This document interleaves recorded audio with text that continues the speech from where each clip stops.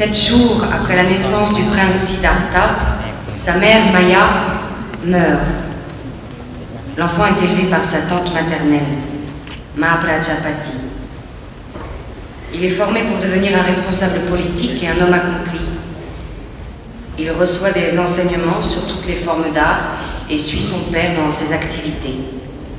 À l'âge de 7 ans, il vit une expérience qui le marque, une expérience de compassion, en observant le dur labeur des paysans et la lutte impitoyable que les animaux mènent entre eux pour leur survie.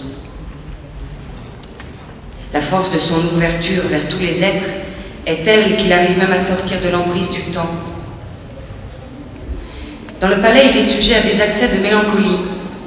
Son père, alors, se souvient avec inquiétude de l'une des 2 hypothèses du devin. Il ne voudrait pas que son fils renonce au pouvoir. Une belle épouse n'est-elle pas le moyen d'attacher l'homme aux réalités matérielles? Le roi décide de le marier, tandis qu'il vient d'atteindre sa 16e année. Une jeune fille, Yashodhara, lui avait donné des fleurs d'un geste élégant qui avait ému son cœur. Mais la grâce se mérite.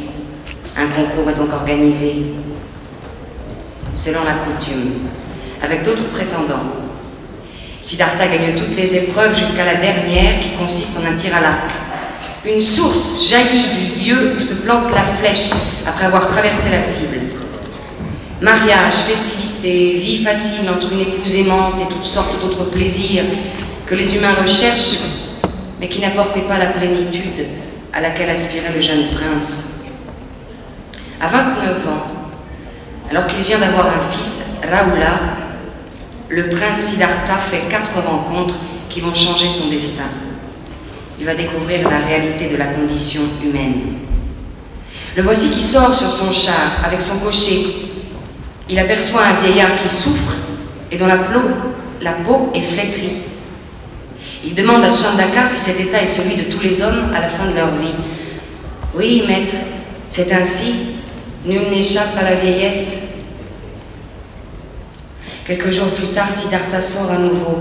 Il rencontre un malade secoué par la fièvre. « Chandaka !»« Oui, maître, c'est ainsi, nul n'échappe à la maladie. » Nouvelle sortie, et c'est la rencontre d'un mort. « Chandaka !»« Oui, maître, c'est ainsi, nul n'échappe à la mort. » Enfin, il croise un homme aux cheveux et à la barbe rasée, qui porte la robe d'un moine et tient un bol à la main. « Chandaka, quel est cet homme au visage épanoui ?» C'est un ascète errant. Il a dompté ses passions. Il est en paix avec lui-même et avec le monde. Il éprouve de l'amour pour tous les êtres vivants. De retour au palais, le prince est pris d'un grand trouble. À quoi servent les richesses? À quoi bon les attachements si l'on doit perdre les personnes auxquelles on tient?